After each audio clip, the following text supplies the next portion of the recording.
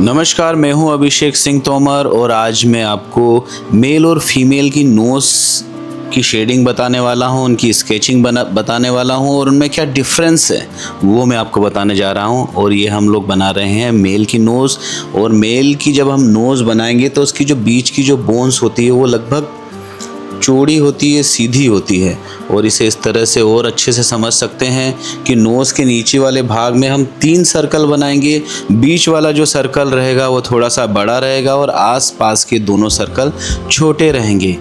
और जो बीच की सेंटर लाइन है और जो नीचे की आड़ी लाइन है, आपको इन पे ध्यान रखना है कि सर्कल इन्हीं पर आए और सेंटर लाइन से लगभग इनकी दूरी बराबर रहे, तभी आपकी जो नोज़ है वो प्रॉपर बन पाएगी। और जो नोज़ के जो बीच की जो बोन्स हैं उसमें जहाँ पर जो चीज़ उठी हुई आती है, नोज़ जहाँ से उठी हुई आती है वहाँ का जो हिस्सा है वो थोड़ा सा चौड़ा होता है और बाकी ऊपर का और नीचे का जो हिस्सा है वो थोड़ा सा पतला होता है। जैसे आपको इसमें दिख रहा होगा, ये नोज़ का बनाने का एक सबसे आसान तरीका है जो आपको समझ में आ गया होगा। अब इसके बाद में हम बनाएंगे फीमेल नोज़। काफ़ी आसान तरीका मैं ढूंढ रहा हूँ आप लोगों को सिखाने के लिए, ताकि आपको ये हमेशा के लिए याद हो जाए और आप एक अच्छी आर्टिस्ट बन पाएँ। अब जब हम फीमेल नोज़ बनाएंगे तो उसका तरीका भी यही रहेगा, लेकिन जो बीच की जो बोन्स है उसका जो शेप है वो सीधा नहीं आएगा, वो अंदर की तरफ कर्व लिए हुए आएगा। जैसा इसमें आपको दिख रहा होगा, अंदर की तरफ कर्व लिया हुआ आएगा और जो बीच की जो बोन्स है वो लगभग थोड़ी सी पतली होती हुई आएंगी। और नीचे हम 3 सर्कल बनाएंगे, बीच वाला सर्कल बड़ा बनाएंगे, आसपास के दोनों सर्कल छोटे बनाएंगे। और ये सर्कल जैसे मैंने पहले बताया कि दोनों सर्कल बराबर होना चाहिए, बीच वाला सर्कल बड़ा होना चाहिए और सेंटर लाइन से इन सभी की दूरियां बराबर होना चाहिए।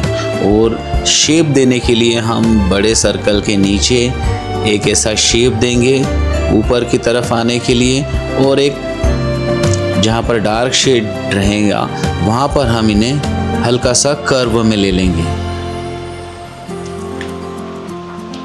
ये देखिए। और इसके बाद में ऊपर का जो हिस्सा है, जो सर्कल है, उसको हम शेप दे देंगे तो लगभग ये नोज़ कंप्लीट हो गई है। इतना आसान तरीका है बनाने का। बस आपको मेन उसका प्रोपोर्शन ध्यान रखना है, मेन उसकी जो सेंटर लाइन से दूरियां बराबर रखना है। अधिकतर स्टूडेंट्स ये करते हैं कि सेंटर लाइन से आसपास की दोनों जो शेप है उसे कम ज़्यादा कर देते हैं। अब ये नोज़ कंप्लीट हो गई है।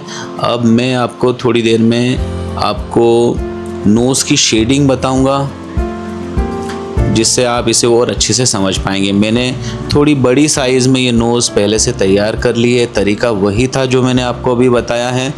और इसके बाद में मैं इसमें जो शेडिंग की शुरुआत कर रहा हूँ वो HB की पेंसिल से शुरुआत कर रहा हूँ। इसमें मैं लाइट से शुरुआत कर रहा हूँ। पहले मैंने हैचिंग की है, उसके बाद में क्रॉस हैचिंग की है।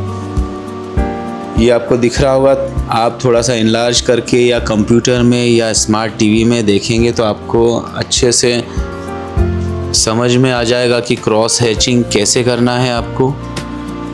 उसमें जो लाइनें हम चलाते हैं हैचिंग में, उसकी अपोजिट दूसरी लाइनें हम चलाते हैं ताकि वो क्रॉस हैचिंग हो सके और प्रॉपरली एक शेड उसमें बन सके।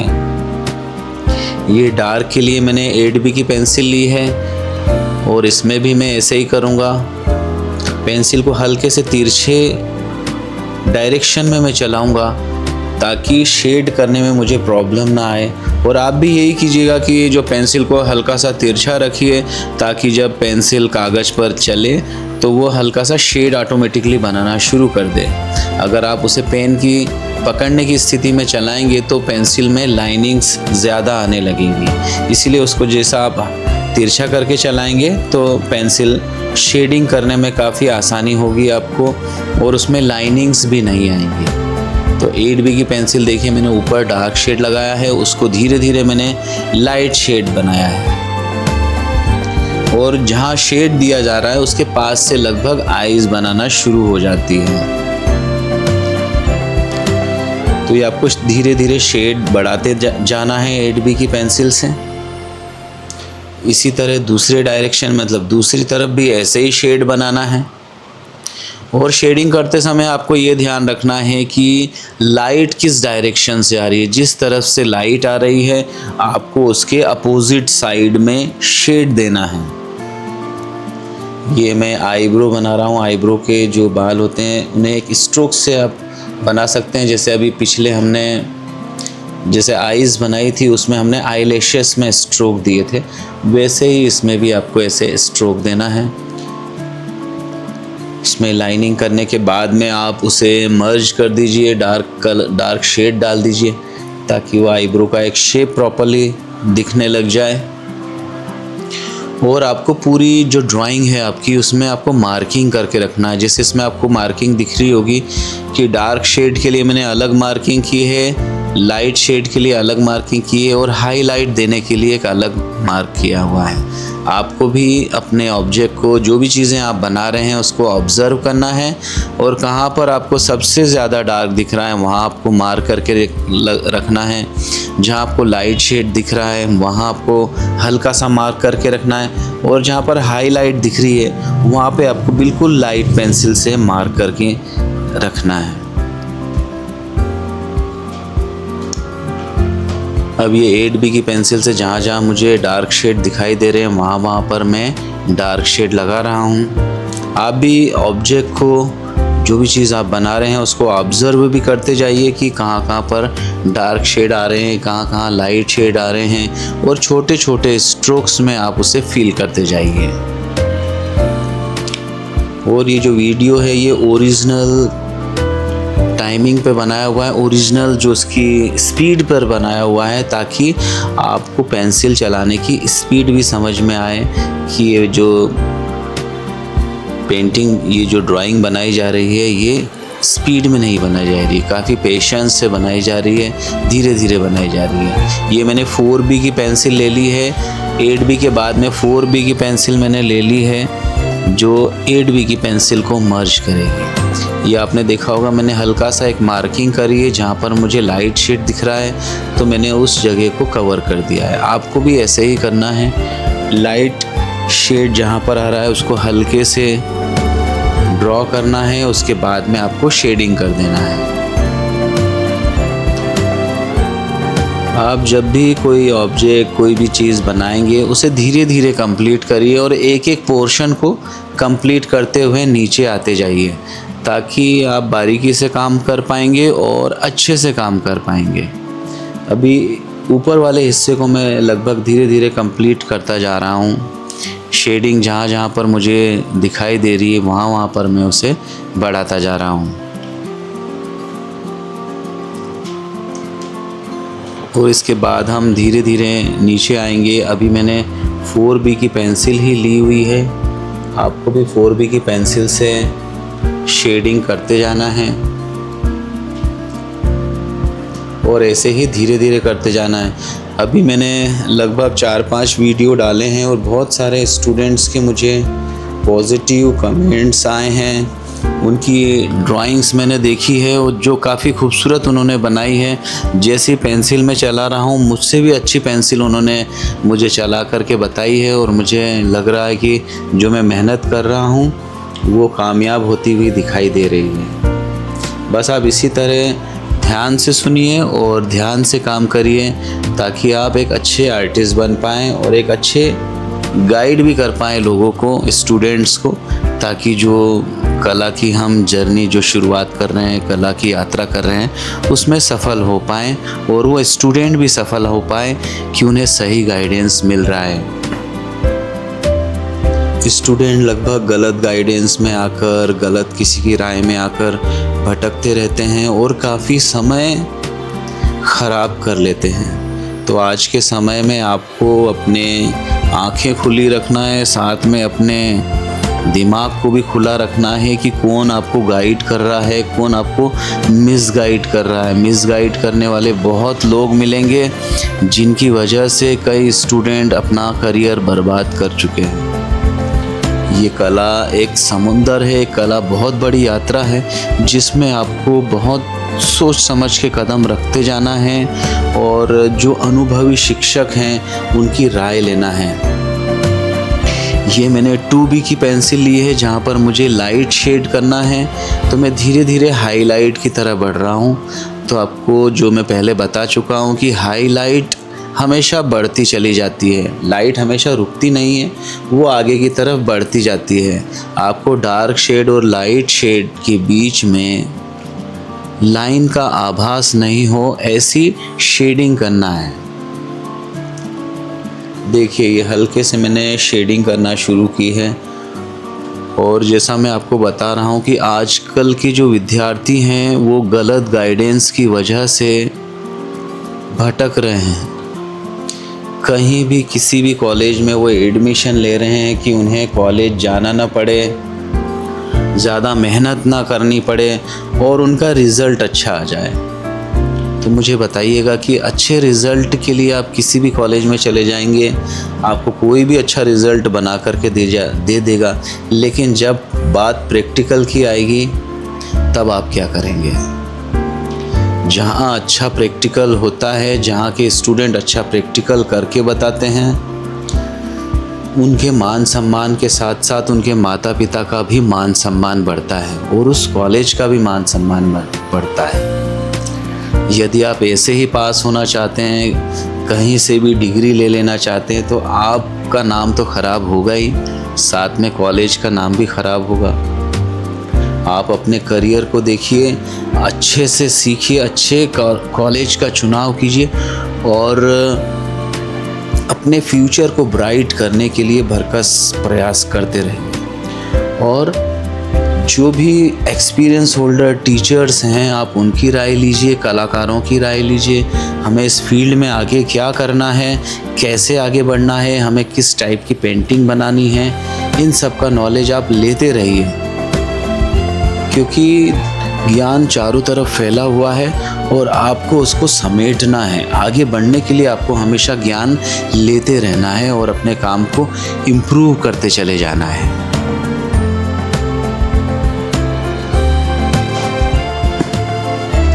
अभी तक हम लोग जो भी काम कर रहे हैं वो बेसिक लेवल पे काम कर रहे हैं, एकेडमिक काम कर रहे हैं। आइज़, नोज़, लिप्स बनाना, फेस बनाना, फिगर वर्क करना, लैंडस्केप बनाना, कंपोजिशंस बनाना, ये सब चीज़ें आती हैं एकेडमिक काम में और ये काम सीखना बहुत ज़रूरी है। स्टूडेंट्स को मैं देखता हूँ एकेडमिक काम, कुछ स्टूडेंट हैं जो एकेडमिक काम में ज़्यादा दिमाग लगाते हैं, खूब मन लगा के काम करते हैं, खूब पोर्ट्रेट बनाते हैं, बहुत ज़्यादा लैंडस्केप बनाते हैं और अपनी स्टाइल को डेवलप नहीं कर पाते हैं, जिस वजह से वो कला की दुनिया में अपने नाम को स्थापित नहीं कर पाते हैं।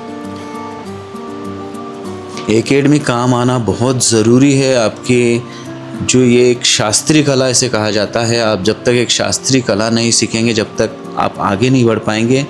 और मेरी राय सभी स्टूडेंट से यही रहेगी जो भी इस वीडियो को देख रहे हैं कि आप एकेडमिक काम भी अच्छे से सीखिए और साथ में अपनी एक स्टाइल को भी डेवलप कीजिए, ताकि आप अपने खुद के ओरिजिनल कंपोजिशन तैयार कर पाएँ, उसे गैलरी में एग्जिबिट कर पाएँ और नेशनल एग्जीबिशन में भी आप पार्टिसिपेट करें और एक ग्रुप बना कर के अपनी ग्रुप एग्जीबिशन भी ऑर्गेनाइज करें। जब तक आप अपनी खुद की स्टाइल नहीं बनाएंगे तब तक आपका नाम नहीं चल पाएगा। और ये देखिए, मैं जो बीच में मैंने नोज़ के हाईलाइट डाली है उसके चारों तरफ में एक HB की पेंसिल से लाइट स्ट्रोक चला रहा हूँ जो हैचिंग में है, आपको दिख रहा होगा। और साथ साथ में मैं आपको कला के वो गुण बता रहा हूँ जो आपको कोई नहीं बताएगा। मेरे जो कला की जर्नी है लगभग 30-35 वर्ष हो चुके हैं और इस पूरी जर्नी का जो सार है वो मैं आपको हर डेमोस्ट्रेशन के साथ बताता जाऊंगा। आपको कैसे बनाना है ये भी बताता जाऊंगा और आपको फ्यूचर में क्या करना है वो भी मैं आपको बताता जाऊंगा, क्योंकि एक स्ट्रगलिस्ट जो होता है वही अच्छा एक शिक्षक बन पाता है। कामयाब लोग कभी भी अच्छे शिक्षक नहीं बन पाते हैं। मैंने देखा है जितने भी लोग कामयाब हुए हैं वो कभी भी स्टूडेंट को प्रॉपर गाइड नहीं करते हैं कि आप किस तरीके से पेंटिंग बनाएं, किस तरीके से आप सोचें और किस तरीके से अपनी सोच को आप एक साकार रूप दें। तो ये जो मैंने आपको बताया है कि मैंने HB की पेंसिल से लगभग लाइट शेड में हाईलाइट के चारों ओर देता जा रहा हूँ। ये आपको देना है और हाईलाइट को ख़त्म नहीं होने देना है। बीच में आपको दिख रहा होगा एक स्पॉट हाईलाइट का बना हुआ है। डार्क शेड के ऊपर भी मैं HB की पेंसिल चला रहा हूँ उसे मर्ज करने के लिए। तो अधिकतर कलाकारों की ये मान्यता, मैंने बहुत कलाकारों की मान्यताएं सुनी हैं, बहुत सारे कॉलेजों के प्रोफेसर की राय मैंने सुनी है कि स्टाइल बनती नहीं है, वो अपने आप बन जाती है, स्टाइल के पीछे मत भागिए। तो आप देखिए कि लगभग उंगलियों पर गिन सकें इतने ही कलाकार बन पाते हैं। कॉलेज में केवल एकेडमिक काम करिए। कॉलेज पास होने के बाद BFA MFA होने के बाद आप अपनी स्टाइल की तरफ ध्यान दीजिए। इस सोच के कारण कितने ही स्टूडेंट आर्टिस्ट बनने की राह से पीछे हट जाते हैं और भटक जाते हैं। अब ये मैंने जो पेंसिल ली है ये चारकोल पेंसिल ली है। तो जहाँ सबसे ज़्यादा डार्क आ रहा है वहाँ पर आपको चारकोल की पेंसिल लगाना है और चारकोल के साथ में आपको स्टेडलर की या किसी भी कंपनी की एक्स्ट्रा डार्क पेंसिल यूज़ करना है जो चारकोल को बैलेंस करेगी। ये मैंने एक्स्ट्रा डार्क पेंसिल ले ली है जो चारकोल को बैलेंस कर रही है। तो मैं आपको बता रहा था कि जो कलाकारों का, कॉलेजों के प्रोफेसर्स का यह मान्यता है, यह थीम, यह सोच है कि स्टूडेंट को केवल एकेडमिक काम करना चाहिए और जब वो MFA हो जाए, उसका पढ़ाई कंप्लीट हो जाए, उसके बाद उसे अपने ओरिजिनल काम की तरफ सोचना चाहिए और स्टाइल की तरफ नहीं भागना चाहिए। स्टाइल उसकी खुद ब खुद बन जाएगी। मेरा 30-35 साल का अनुभव है, ऐसे कभी किसी की स्टाइल नहीं बनती है। जब तक आप उस स्टाइल के पीछे नहीं दौड़ेंगे, उस स्टाइल के लिए आप सोचेंगे नहीं, स्टाइल बनाने के लिए आप मंथन नहीं करेंगे, स्टाइल बनाने के लिए जब तक आप प्रयास नहीं करेंगे तब तक आपकी कोई स्टाइल बनने वाली नहीं है। और हम निरंतर ये प्रयास कर रहे हैं कि स्टूडेंट फर्स्ट ईयर से ही अपनी स्टाइल के पीछे सोचने लगें, अपने करियर के बारे में सोचने लगें, अपने आप को एक कलाकार की तरह देखने लगें, सोचने लगें अपने आप को कि मैं एक बड़ा कलाकार बनूंगा तो मैं किस तरह की पेंटिंग बनाऊंगा, उसके लिए मैं आज से ही मेहनत करूंगा। तो ये नोज़ के लिए हम नीचे की तरफ शेड दे रहे हैं, इसका मतलब है कि लाइट ऊपर की तरफ से आ रही है, इसलिए अपोजिट साइड में हम नोज़ में शेडिंग कर रहे हैं। और ये जो मैंने पेंसिल ली है ये 8B की पेंसिल है जिससे डार्क शेड मैं देते जा रहा हूँ और नोज़ के उभार को मैं बढ़ाता जा रहा हूँ। तो आपको नीचे की तरफ डार्क शेड लगाना है और ऊपर लाइट जो दी है हमने वो ऑटोमेटिकली उभरने लग जाएगी। तो हमारा, मैं कहना चाह रहा था कि यही एक उद्देश्य है कि कलाकार की तरह स्टूडेंट अपने जीवन को व्यतीत करे और फ्यूचर में एक अच्छे बड़े कलाकार बनने का जो सपना वो नहीं देख पाया है उसे वो देखे। जब तक वो सुनेगा नहीं कलाकारों के बारे में तब तक वो सपना नहीं देख पाएगा। अपने कलाकार जीवन के लिए उसे अपनी सोच को डेवलप करना पड़ेगा। जब तक आप बड़ा सपना नहीं देखेंगे तब तक आप एक बड़े काम के लिए अपने आप को तैयार नहीं कर पाएंगे और उसकी शुरुआत नहीं कर पाएंगे। तो हमेशा बड़े काम के लिए सोचिए और उसे साकार रूप देने के लिए प्लानिंग कीजिए और आज से ही मेहनत कीजिए। शिप्रा फाइन आर्ट कॉलेज के मैक्सिमम विद्यार्थी अपनी आर्ट जर्नी की शुरुआत कर चुके हैं और एग्जीबिशंस में अपनी पेंटिंगें एग्जिबिट कर रहे हैं, प्राइवेट गैलरियों में अपनी पेंटिंगें भेज रहे हैं प्राइवेट गैलरियाँ उन्हें अप्रोच कर रही हैं, उन्हें बुला रही है उनकी पेंटिंगों को, और लाखों रुपए में उनकी पेंटिंगों को सेल कर रही है। तो ये इस बात का एक बहुत बड़ा सबूत है, बहुत बड़ा प्रमाण है कि आप विद्यार्थी जीवन में ही एक बड़े कलाकार बन सकते हैं। तो ये डेमोस्ट्रेशन के साथ में मैं चाहता हूँ कि आप एकेडमिक काम के साथ साथ में ओरिजिनल काम की तरफ भी ध्यान दें। नहीं तो अधिकतर विद्यार्थी, अधिकतर कलाकार पोर्ट्रेट आर्टिस्ट बन कर के रह जाते हैं या फिर लैंडस्केप आर्टिस्ट की तरह बन कर के रह जाते हैं और अपना नाम भी नहीं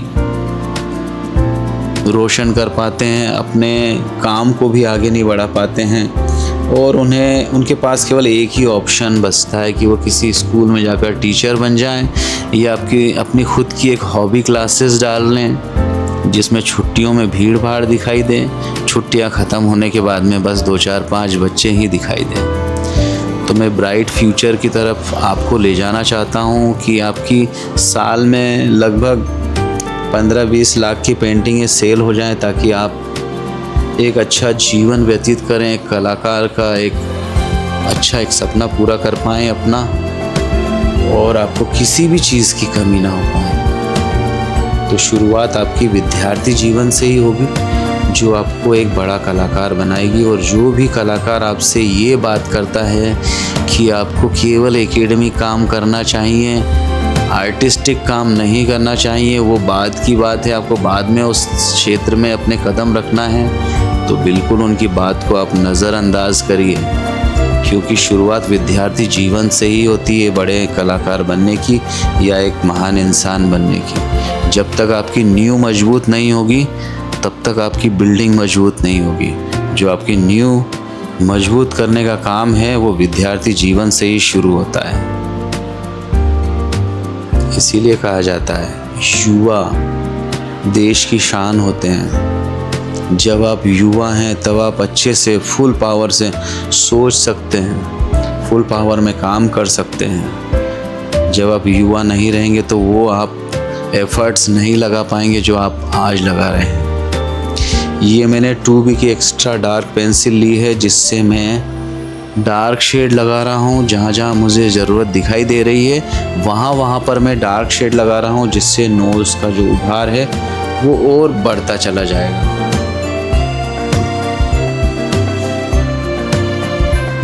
आप भी अपने ऑब्जेक्ट को, अपनी ड्राइंग को ऑब्ज़र्व करिए। जहाँ जहाँ पर आपको शेड ज़्यादा दिखाई दें शेड बढ़ाते जाइए, जहाँ जहाँ आपको लाइट दिखाई दे वहाँ आप लाइट बढ़ाते जाइए, जिससे आपकी जो ड्राइंग है वो प्रॉपर दिखने लग जाए। और पास से देखने पे हमें अपनी गलतियाँ दिखाई नहीं देती, तो आप थोड़ा उठ कर के भी अपने बनाए हुए ऑब्जेक्ट को देखते जाइए। जितनी गलतियाँ दूर से दिखाई देती हैं उतनी गलतियाँ पास से नहीं दिखाई देती हैं।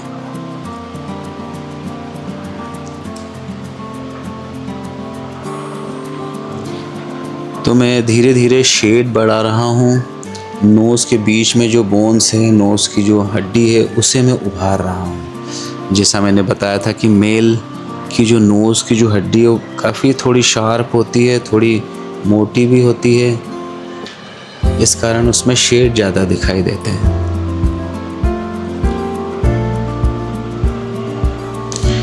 और हाथ के नीचे हमेशा वाइट पेपर रखिए। जैसे मैं अपने हर वीडियो में बोल चुका हूँ, हाथ के नीचे आपको वाइट पेपर रखना है, जिससे आप जो भी ऑब्जेक्ट या जो भी चित्र बना रहे हैं वो बिल्कुल फ्रेश दिखाई दे। और लाइट की तरफ जाते जाते आप चारों तरफ से लाइट दीजिए। जहाँ पर भी गोल शेप है चारों तरफ से आप डार्क शेड को धीरे धीरे लाइट करके लाते जाइए, जिससे उसका उभार बढ़ता जाएगा। ये देखिए मैं बीच में आते आते पेंसिल को लाइट कर रहा हूँ। जैसे मैंने अपने फर्स्ट वीडियो में बताया था कि पेंसिल को जितना आप टाइट पकड़ेंगे, जितना दबा करके चलाएंगे, उतनी ही वो डार्क चलेगी। और जहाँ हाईलाइट देना है वहाँ पर आपको लाइट देना है, और एक्स्ट्रा लाइट जहाँ पर भी आ रही है आपको उसे हटाते चले जाना है। ये वीडियो बहुत बड़ा हो रहा है और मैं केवल ये मेल फिगर की जो नोज़ है केवल इसे ही मैं समझाऊंगा, क्योंकि जो फीमेल नोज़ है उसके शेप के बारे में मैं बता चुका हूँ और शेडिंग के बारे में मैं इस वाले जो मेल फिगर की जो नोज़ है उसमें मैं बता चुका हूँ। बस सेम इसी तरह की शेडिंग फीमेल नोज़ में भी आएगी, जो आपको समझते जाना है कि कहाँ पर कौन सी पेंसिल यूज़ हो रही है। डार्क की जगह डार्क पेंसिल यूज़ हो रही है, लाइट की जगह लाइट पेंसिल यूज़ हो रही है। सभी नंबरों की पेंसिल आप सामने रखिए। इसमें मेन चारकोल की पेंसिल है, एक्स्ट्रा डार्क पेंसिल है, 6B पेंसिल है, HB पेंसिल है, 8B पेंसिल है, 4B पेंसिल है। आपको ये लगभग 5-6 पेंसिलें हैं जो सामने रखना है और उन्हीं का यूज़ करते जाना है। 2 पेंसिलों में आपको ऑब्जेक्ट कंप्लीट नहीं करना है। 2 पेंसिल जो चलती है वो अलग ही इफ़ेक्ट देती है, जो 3D इफ़ेक्ट उसमें दिखाई नहीं देते हैं, सॉफ्टनेस उसमें दिखाई नहीं देती है।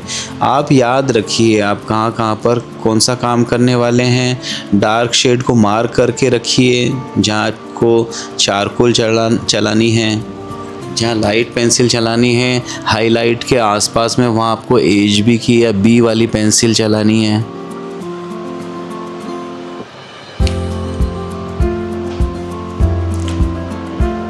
तो इसी के साथ में मैं आपको कलाकारों की जर्नी के बारे में, कलाकार बनने के बारे में मैं आपको बताता जा रहा हूँ। स्टूडेंट लाइफ सबसे अच्छी लाइफ होती है आगे बढ़ने के लिए। आप वैसे कलाकार हमेशा स्टूडेंट बनकर ही रहता है, वो हमेशा सीखता रहता है और जब वो कॉलेज में पढ़ता है वो उसके लिए सबसे गोल्डन टाइम होना चाहिए।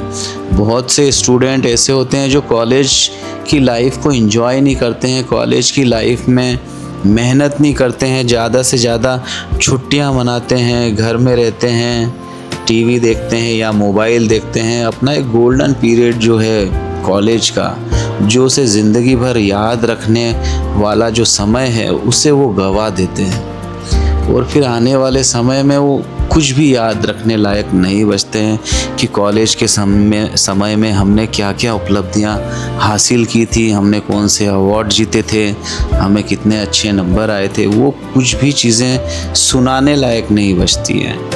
तो मेरी सभी स्टूडेंट, जो भी स्टूडेंट लोग ये देख रहे हैं, तो आप ध्यान रखिए कि अपनी कॉलेज लाइफ को बर्बाद ना करिए। जितनी अच्छी आपकी कॉलेज लाइफ होगी उतना अच्छा आपका फ्यूचर होगा।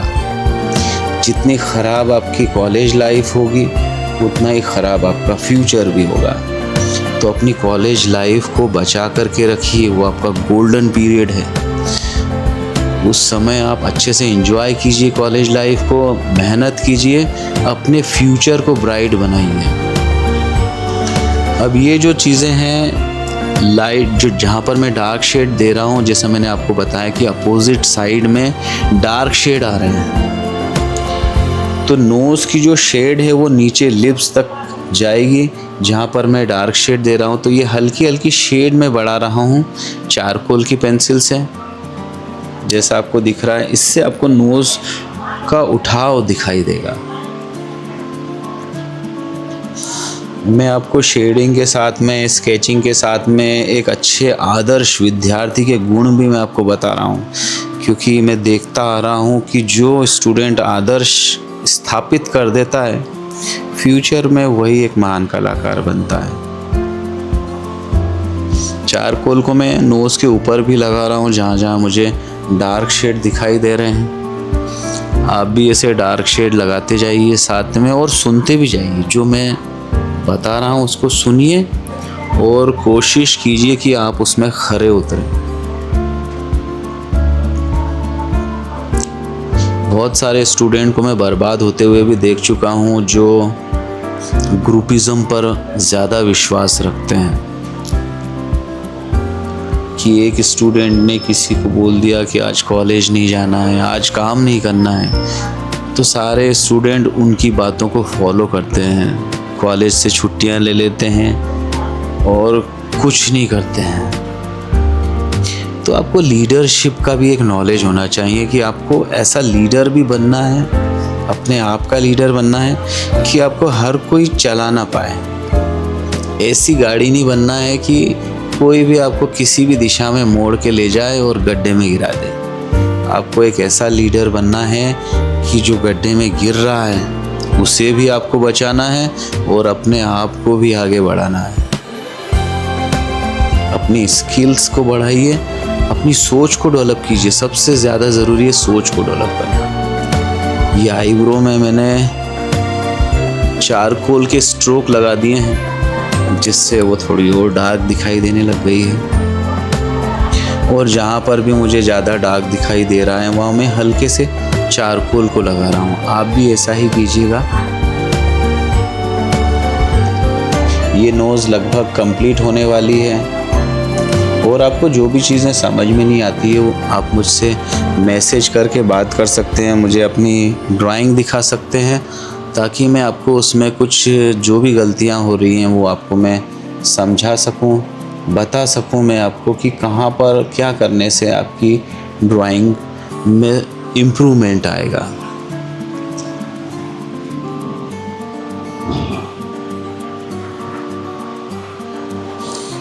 आप नोज़ को ऑब्ज़र्व करते रहिए, जो भी बना रहे हैं उसको ऑब्ज़र्व करते रहिए और दूर से देखने के बाद में फिर उसको वापस काम करिए। आपको जहाँ पर भी कमी दिखाई दे रही है तो आने वाले समय में आपको ज़्यादा मेहनत नहीं करनी पड़ेगी, क्योंकि आपकी आई साइट ऐसी तैयार हो जाएगी कि जो दूर से जैसा दिखाई देता है वैसा ही आपको पास से भी दिखाई देने लग जाएगा और आप अपनी गलतियाँ अच्छे से समझ पाएंगे और उसे सुधार पाएंगे।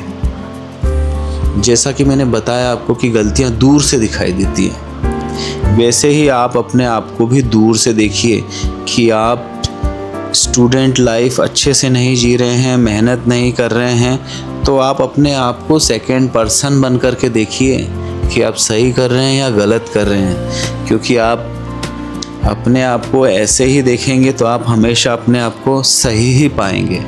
लेकिन जब आप अपने आप को सेकंड पर्सन मान कर के देखेंगे तब आपको अपनी गलतियां दिखाई देंगी कि मैं किस डायरेक्शन में जा रहा हूं या किस डायरेक्शन में जा रही हूं, गलत जा रही हूं या सही जा रही हूं, अपनी स्टूडेंट लाइफ को बर्बाद कर रही हूं या अपनी स्टूडेंट लाइफ को साकार कर रही हूं। आपने जो फ्यूचर के लिए सपने देखे हैं, अगर बड़े सपने देखे हैं तो आप सोचिए कि आज आप उनके लिए कितनी मेहनत कर रहे हैं या नहीं कर रहे हैं। तो ये नोज़ में जहाँ पर भी मुझे लाइट दिखाई दे रही है वहाँ पर मैं एक्स्ट्रा डार्क पेंसिल से शेड बढ़ा रहा हूँ मैं, ताकि नोज़ में 3D इफ़ेक्ट आ सके। ये वीडियो काफ़ी अच्छा वीडियो हुआ है, काफ़ी बात करने को मिला है मुझे आपसे, काफ़ी अच्छे मेरे जो पुराने अनुभव हैं वो मैंने आपसे शेयर करे हैं। क्योंकि 30-35 सालों में कितने ही स्टूडेंट्स को मैं देख चुका हूँ बनते हुए, बिगड़ते हुए, और वही चीज़ें जब सामने आती हैं तो दुख होता है कि हम किसी को बचा नहीं पा रहे हैं, गलत रास्ते पर जा रहे हैं तो उन्हें रोक नहीं पा रहे हैं। क्योंकि स्टूडेंट आजकल अपनी उम्र के ही स्टूडेंट की बात मानते हैं। आपको ये ध्यान रखना है कि आप यदि अपने ही उम्र वाले स्टूडेंट की बात मान रहे हैं तो उसका अनुभव तो उतना ही है जितना अनुभव आपका है। आप हमेशा उन लोगों की बात मानिए जो अनुभवी हैं, आपसे बड़े हैं और जिन्होंने वो जीवन जिया है जिसे आप जीने वाले हैं। तभी आप एक सक्सेसफुल आर्टिस्ट बन पाएंगे। और हमेशा ये ध्यान रखिए कि यदि कोई आपको डीमोटिवेट कर रहा है तो आपको बिल्कुल भी उनकी बातों को मानना नहीं है। और ये भी ध्यान रखना है कि आपको कोई डीमोटिवेट कर रहा है या सतर्क कर रहा है। आपको हमेशा ये नहीं सोचना है कि कोई आपकी गलती निकाल रहा है तो वो आपको डीमोटिवेट कर रहा है। कोई आपकी गलती निकाल रहा है तो आपको बेहतर बनाने के लिए वो आपकी गलती निकाल रहा है, ताकि आप उन गलतियों को सुधार करके आगे बढ़ पाएँ। ये नोज़ में देखिए मैंने धीरे धीरे शेड बढ़ाए हैं। एक्स्ट्रा डार्क पेंसिल से मैंने जो शेड बढ़ा रहा हूँ मैं नोज़ के सेंटर पॉइंट में लाइट को उभारने के लिए, इससे नोज़ के उभार में और बढ़ोतरी होगी, नोज़ और धीरे धीरे उभरती जाएंगी।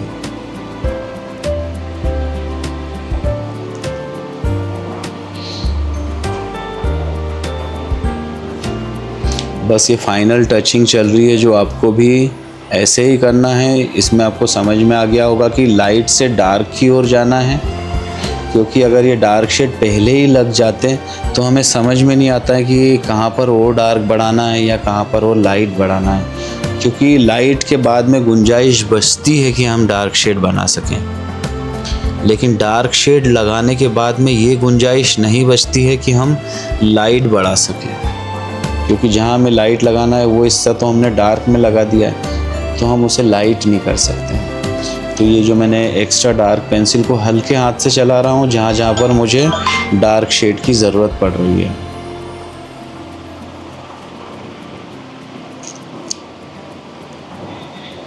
ये नोज़ लगभग कंप्लीट होने जा रही है, जहाँ पर मैं फ़ाइनल टचिंग करते जा रहा हूँ। आप भी मेरे साथ में फ़ाइनल टचिंग करते जाइए। और मैंने बहुत सारे, जैसे बताया कि 4-5 वीडियो जो मैंने डाले हैं उनमें बहुत सारे स्टूडेंट ने वर्क करके मुझे दिखाए हैं। मैं अपने नेक्स्ट वीडियो में वो सारे वर्क आप लोगों को दिखाऊंगा जिन स्टूडेंट्स ने मुझे अपने काम दिखाए हैं, भेजे हैं, और उन स्टूडेंट्स के मैं आपको व्यूज़ भी सुनवाऊंगा कि उन्होंने क्या सीखा है इस वीडियो से, उन्हें फ़ायदा मिला है या नहीं मिला है, और उन्हें और क्या इम्प्रूवमेंट देखना है इस वीडियो के माध्यम से, और क्या वो सीखना चाहते हैं। तो आप भी मुझे कमेंट करके बताइएगा कि इसके अलावा भी आप और क्या चीज़ें सीखना चाहते हैं जिससे आप और अच्छे काम कर पाएँ।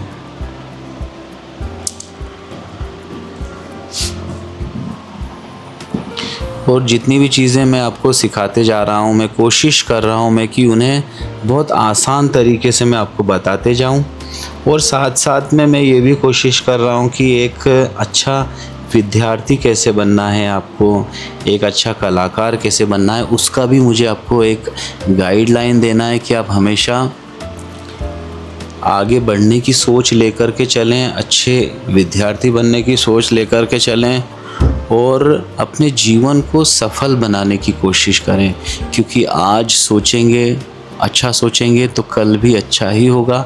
आज नेगेटिव सोचेंगे तो फ्यूचर में भी नेगेटिविटी आना संभव है।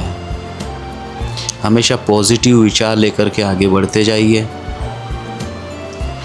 और ये ड्राइंग बनाते समय माइंड बिल्कुल शार्प रखिए।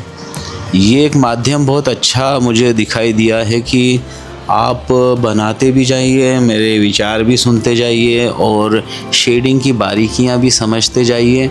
इसमें फ़ायदा आपका 101% है।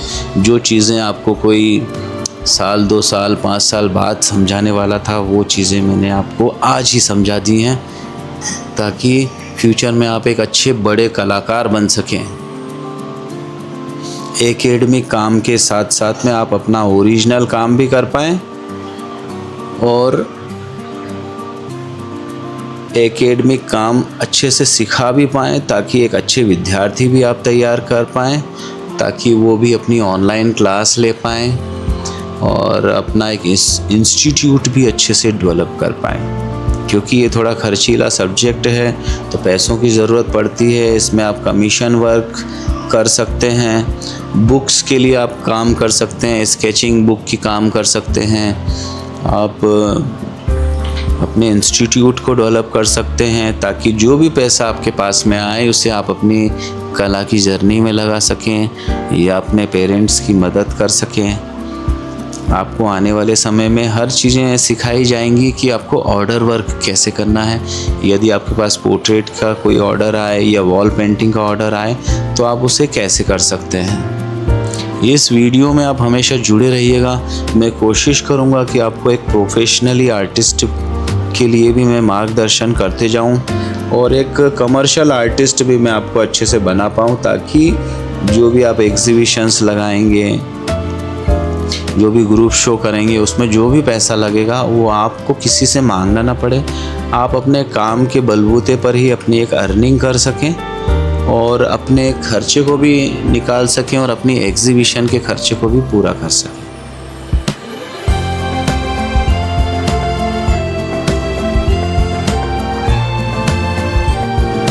तो ये नोज़ कंप्लीट होने वाली है।